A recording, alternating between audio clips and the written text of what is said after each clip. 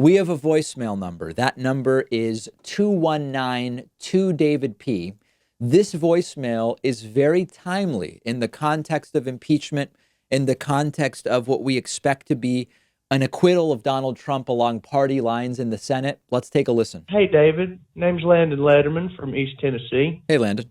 I just had a question about impeachment and all this. Is that, I'm not to underplay the importance of voting, but if voting is the only means of dealing with a corrupt president, Yes. in terms of the way Donald Trump has lived his life at all, Right. then why do we have a system of justice? Good question. It just seems pointless to me that that's the only recourse. Get back to me on this. Yeah, no, Landon, you're completely right. I mean, this is what I've been saying for a while. The Mueller investigation was never going to remove Donald Trump. Go back and look at my videos from, I don't even know, but April of 2017. I said, if you're waiting around for this to remove Trump, it's not going to.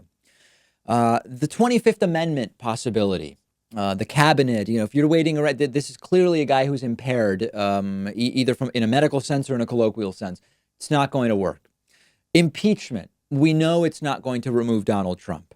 The emoluments violate. It's not going to remove Donald Trump. So the question Landon is asking is one we all have to contend with, which is, are our systems of checks and balances too much subject to the whims of the party that is in control of them?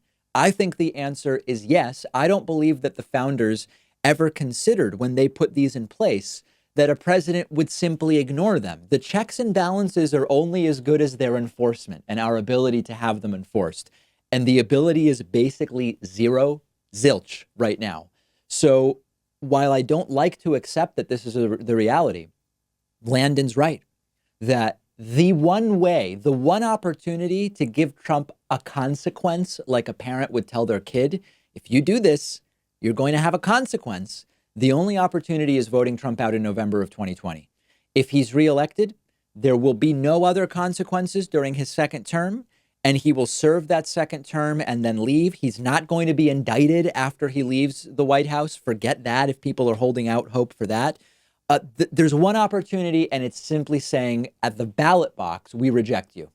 We reject you by such overwhelming numbers that even foreign interference and voting machine nonsense and all of the stuff and purging voter rolls, we reject you by such overwhelming numbers that even those things can't keep you in the Oval Office. It's one opportunity. Landon's right. It's a sad reality, but that's the reality we're dealing with.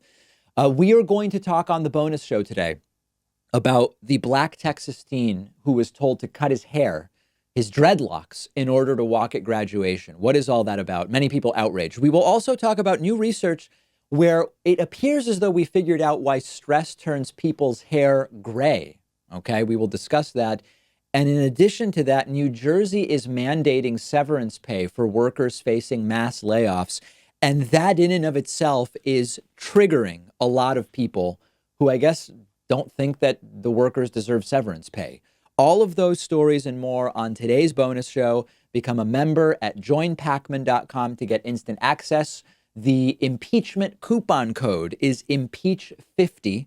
We are at 103 new members using the impeach50 coupon code. Help us make it 104. We will also be continuing our endless marathon streams of the impeachment trial of Donald Trump. If you're listening to this, we are probably streaming right now. Come find us on YouTube and Twitch. We will otherwise talk to you on the bonus show or on tomorrow's program.